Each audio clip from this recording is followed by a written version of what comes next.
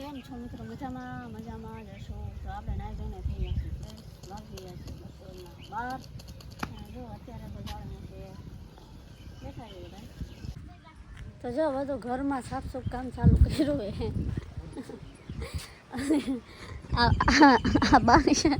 આ પોટલાની ગાંઠ છૂટતી નથી કેમ કે વરસાદનો આવે ને એટલે આમાં મકોડા થઈ જાય. આ કોઈ કામની વસ્તુ નથી, જોકે ધાબે પડ્યું તો બધું, પણ બા કે બધા આને કોકને દઈ દેવી એમાં બધા કપડા એટલે બાકી હું પોટલો ખોલીને જોઈ લઉં, પણ મકોડા તો અંદર ઢગલા છે. ખાલી ખોટું પડ્યું એમ કરતા કોકને દઈ દેવાય. શું કેવું બા? એટલે બાથીને ગાંઠ છૂટે એમ છે નહીં, હવે થોડી ઘણી કેમ થાય છે છોડવે આમાં મકોડા. લ્યો હાલો લ્યો હા કે છો હવે આ બે કોશિશ કરે છે, છૂટી તો જાય. મકોડા છે અંદર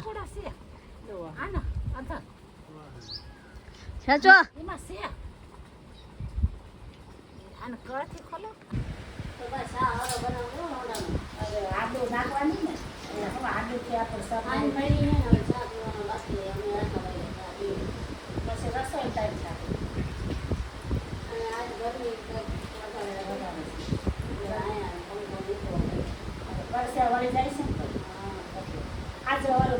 બફારો વધારે છે વરસાદ પછી બહુ જોડેલો આવે